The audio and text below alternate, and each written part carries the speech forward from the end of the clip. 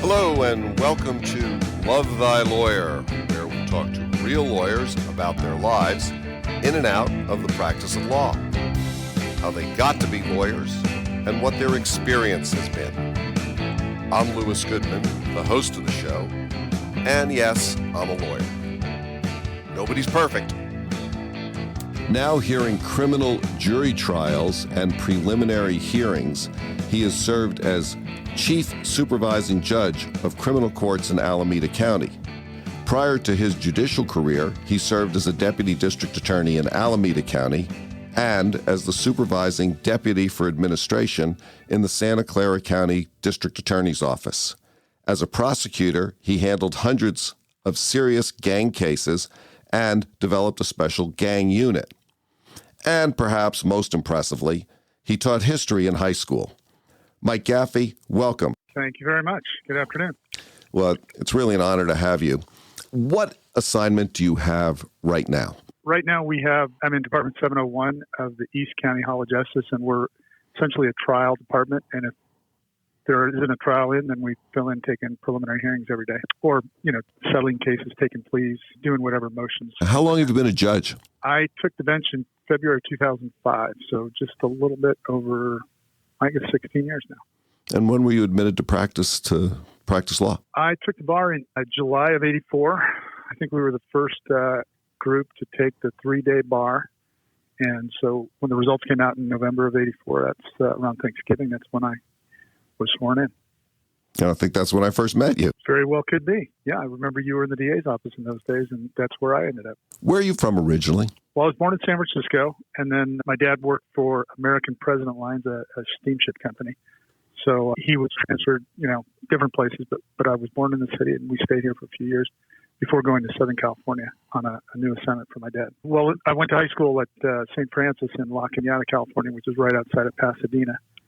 Before we did that, he got transferred to Hong Kong, so we spent a few years in Asia for 4 years from 64 to 68, and then came back and went to high school and college in L.A. What did you think about living in Asia? Well, that was an interesting time, 64 to 68 in Hong Kong. Of course, Hong Kong was a British Crown colony in those days. The Chinese, Mao was in power in China, and they basically controlled Hong Kong. If they didn't agree to and accede to the British, they could have walked in there any day of the week and taken over, but it was a cash machine for them. But they controlled the water supply, they controlled the food supply. Without their acquiescence and agreement, Hong Kong would not have existed. During that time, there was a Cultural Revolution went on in the mainland, and Hong Kong felt the effects because there was a big percentage of the people in Hong Kong were communist sympathizers, and so you'd see big demonstrations of the guys with their Mao hats on and holding the little red books, and there'd be waves of people out there. And I can remember my parents taking me out to watch some of these demonstrations because they were demonstrating at the American symbol in town was the Hilton Hotel, and that was kind of visible from a distance, and we could go and sit on the hill and watch all these demonstrations, and very organized and very, very kind of polite. They didn't break any windows. They didn't do anything in terms of damage, but it was just the show of force that we're here. They controlled a bunch of unions, the communists did. So it was an interesting time to be there, and you're kind of like a witness to history in a way. It wasn't the Cultural Revolution itself, but it was one of the ripples of the Cultural Revolution. So then you came back to Southern California and you went to high school? Sure, yeah. St. Francis was a Capuchin, kind of a Franciscan high school, but they're a branch of the Franciscans. So 4 years there, and then went to UCLA for 2 years. So, in my class, there was about 100 guys. It was an all-boys school. And then to go to UCLA, where your freshman classes are like 300 people, I was completely overwhelmed. I was a little bit of a fish out of water in such a huge change. After a couple of years, I managed to go to transfer to Loyola Marymount down in also in LA, closer to the LAX airport. Did you find the Loyola experience was sort of fit you better? It did, in the sense I think I liked the UCLA was quarters. Loyola was on semesters. Quarters go by really quickly, and I liked that. I liked that you could take more classes. I liked the education that I got at UCLA. Freshman year, I had a great history professor, among many great history professors, but I had a really neat kind of a tutorial with about 10 students, and this guy who had written the textbook, but he just had us reading, in English, the Greek Iliad and the Odyssey and Herodotus and all these original sources, which, you don't do that everywhere. It was kind of like a great book type of experience there. And then, so I was into a lot of ancient Greece and ancient Roman and then Byzantine history. And then at Loyola, I seemed to focus more on American history. So I was kind of a history major throughout, but really loved history and continue to love history today. When you graduated from college, did you go directly to law school? No, when I got out of college, I decided to go teach. And through one of my previous teachers when I was in high school was teaching at a high school and junior college. It's run by the Salesians called Don Bosco Tech. It's in Rosemead, California, down by the Pomona Freeway in east of East LA. So that is a kind of a school that you go to classes in your academics and then you take a technical degree. So after 5 years, you can, instead of a 4-year high school, after 5 years, you get a AA degree in could be electronics or metallurgy or automotive or HVAC. They give you a skill. Yeah. And you were teaching history? I did teach history and American government and world history. How long did you do that? I stayed at Bosco Tech for 2 years. And then my mom had been a teacher and she was really in favor of having another teacher in the family. So I did that. I had thought about going to law school, but in my mind, it was better to pay off my student debts first and then go to law school than to pick up more debts going to law school. So I taught for 2 years and then I thought, well, if I teach one more year. So I worked as a substitute teacher in a couple of school districts in that area and did day-to-day sub and then worked as a guy behind the bar at a little cafe at night. So I'd be up till 2 a.m. or whatever, and then get up at 6 a.m. when you get the call and say, hey, go to this junior high or this high school or whatever. So those were fun times when you're in your 20s to do such things. So keeping an order in a courtroom is child's play compared to those jobs. Being a day-to-day sub is a challenge. When did you decide to go to law school and what prompted that decision? Well, I think when I had my debts paid off, then I decided I'd apply. And so I applied to a couple places. There was a guy in our parish who was a graduate of Notre Dame. He'd been in the Air Force or something. Then he became a DA in LA County, and then he was a commissioner in LA County. He went on to become a Superior Court judge and then became a federal district judge in LA. When I knew him, he was a commissioner, and I said, hey, I got into Loyola and Santa Clara, USF, and Hastings. What do you think I ought to do? And he said, well, I'd go to, you can go there. It's more of a national school. The others are more regional schools. And so, you could pretty much have a good experience at Hastings. And he knew that I had family in the Bay Area. My grandparents were all up there and cousins and aunts and uncles and everybody were still in the Bay Area. We were the only ones that left. So it worked out that way. I went to Hastings and that was fun. What was your experience at Hastings like? Did you enjoy that? I did enjoy it. You kind of think, oh, I got into law school. I must be pretty smart. And then, by the end of the first week of law school, I realized there are a lot of people that are really smart, and most of them are smarter than you. So, it was, I wouldn't say your comeuppance, but it was a kind of a shock to go, wow, these people are really smart.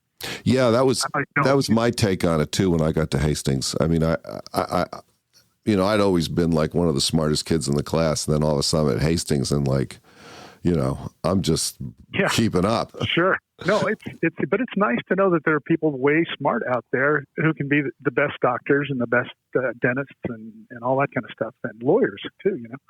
There's room for everybody to succeed. It's just you just have to realize you have a certain place, and that's where you belong. Do you think that having taken some time off and been in the working world, teaching, having some real world experience, focused you in terms of your experience in law school? It did make me realize you can't sweat all the minutia. You kind of have to focus on having had a job, where I thought teaching was hard because the first year or two, you're teaching material that maybe you haven't had classes in.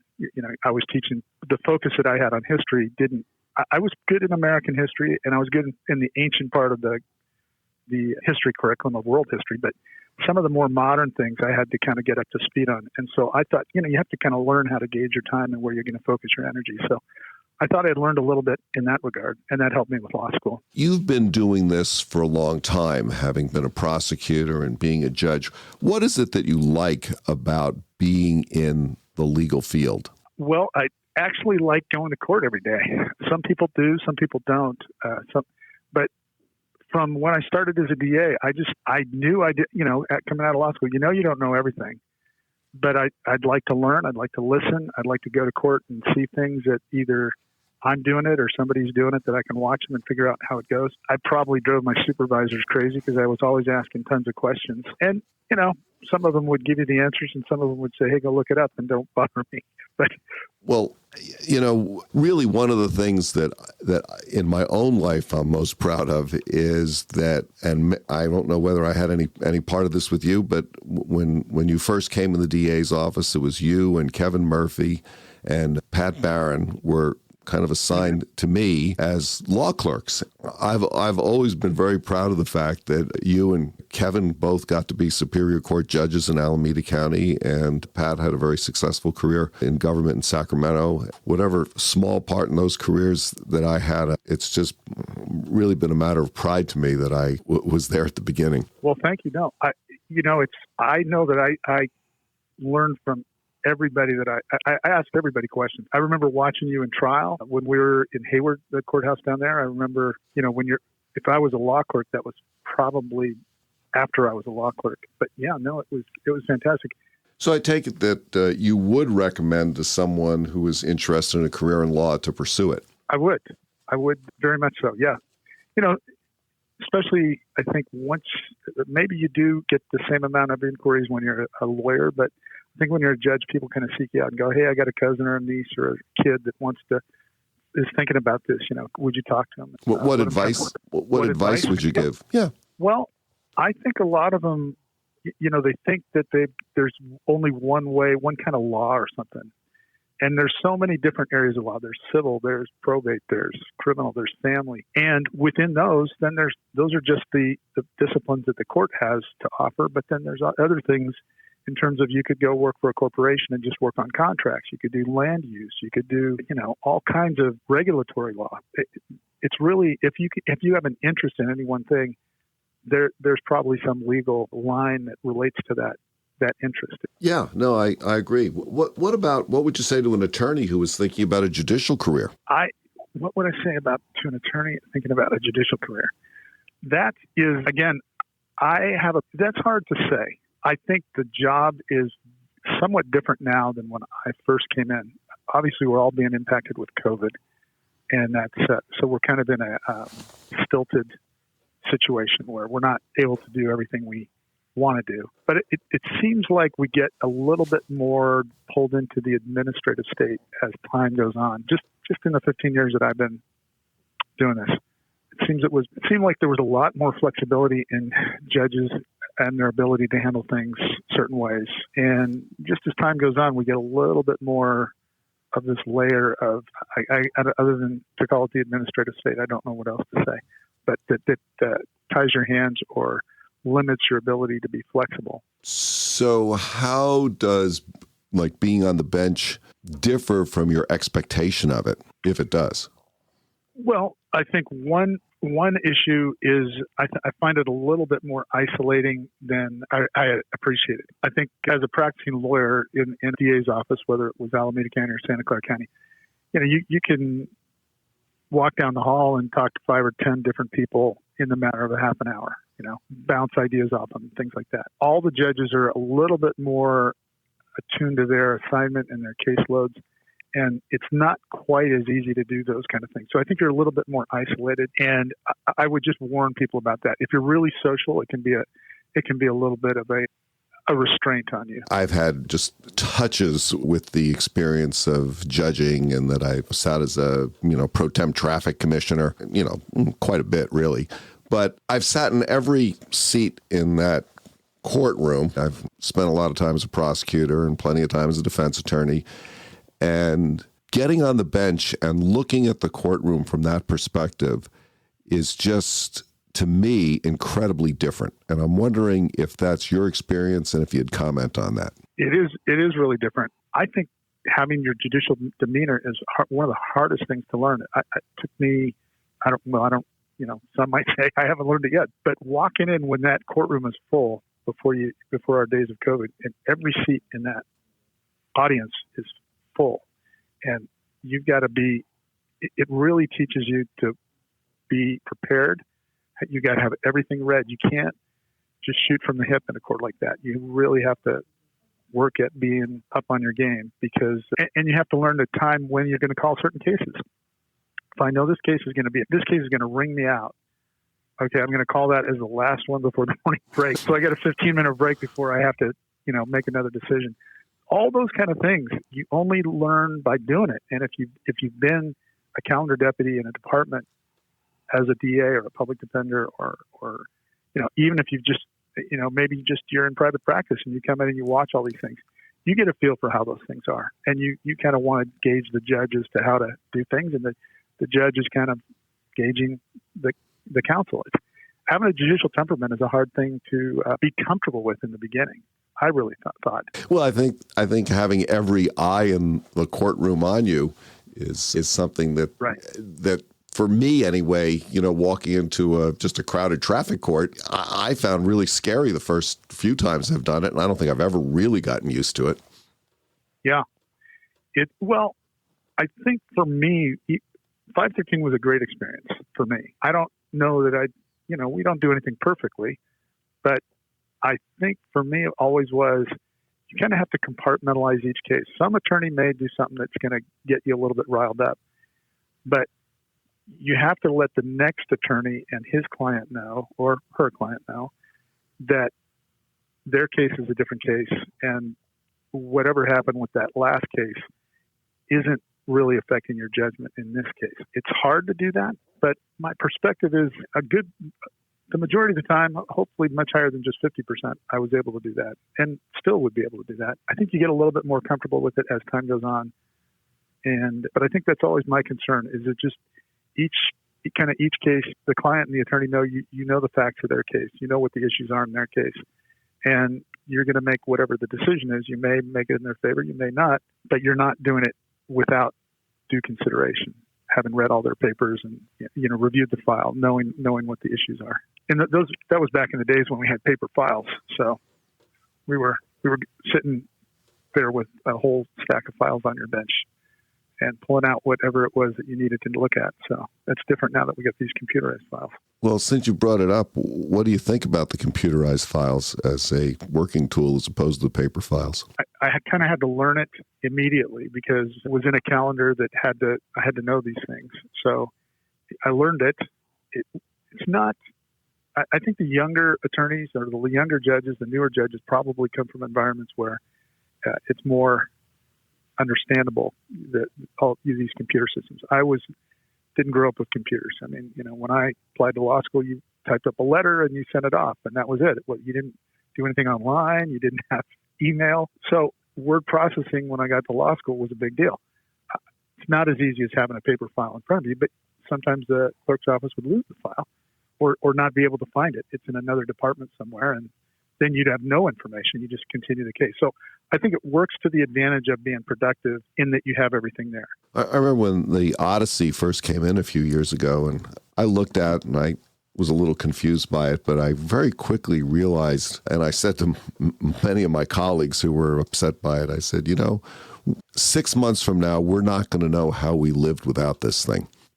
I think that's true, but I agree with you in terms of it's often easier to look at a piece of paper, but from kind of an overall working the system, there's really nothing like these computers. That's true. I think we're not going to go back to the buggies and buggy whips. We're going to proceed and take advantage of this. Do you think the legal system is fair? Well, I don't think I'd be doing this if I didn't think it was fair. So yes, I do think it's fair.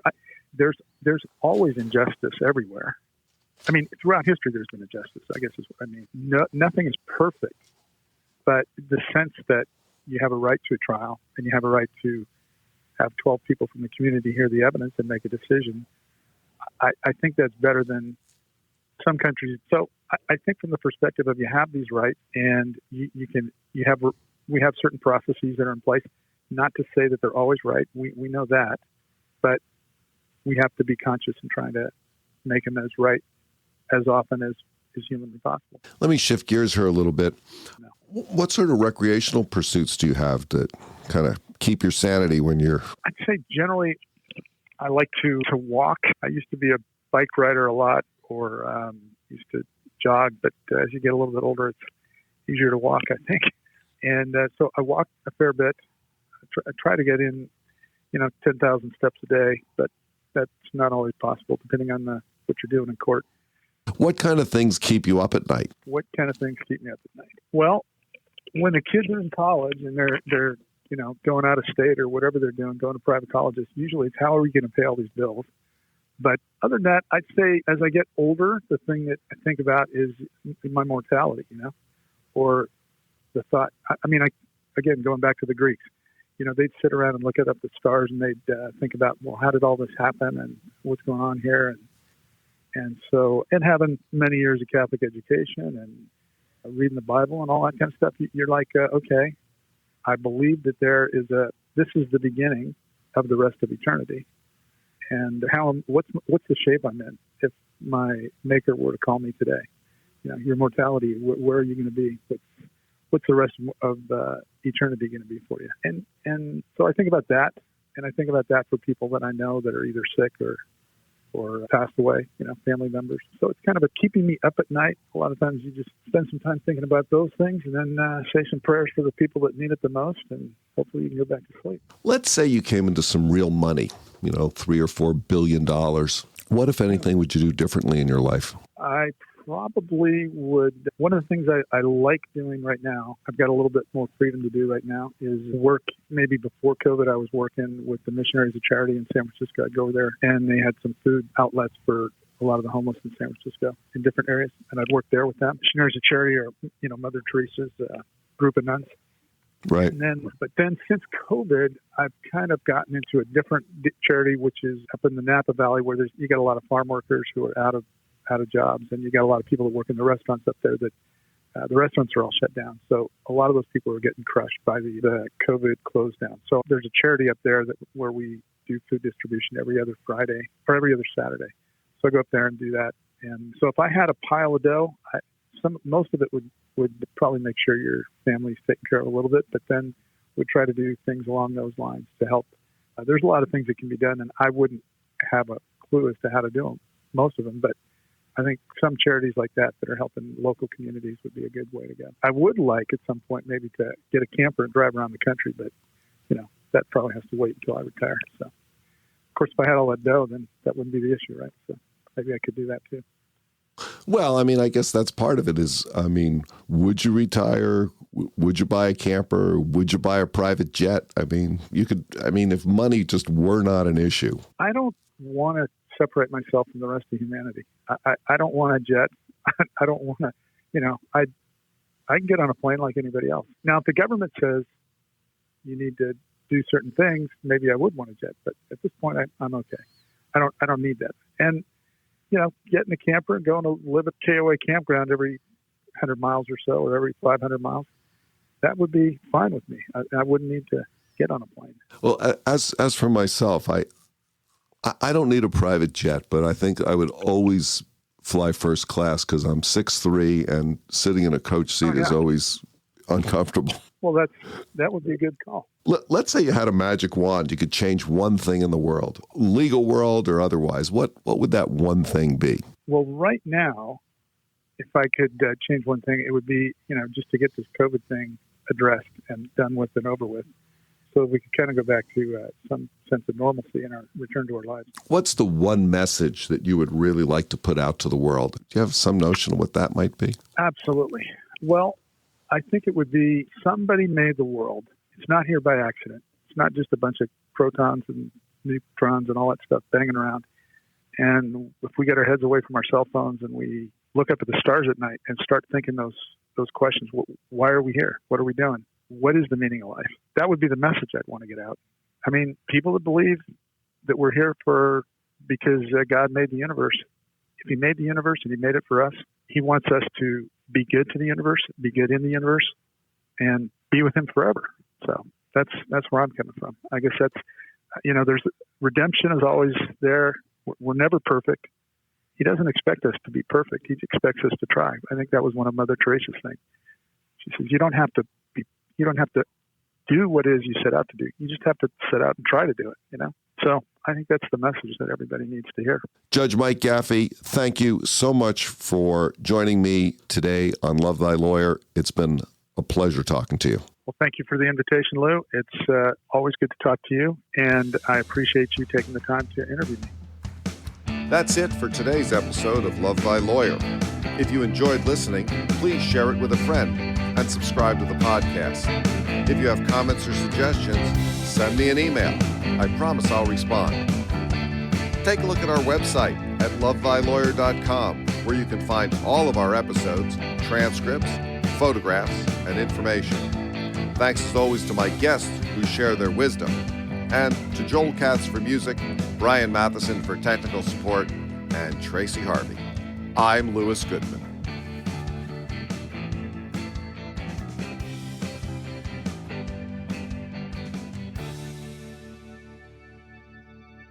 I don't know that I've answered your question, but I've talked for a few minutes, so I'll shut it off.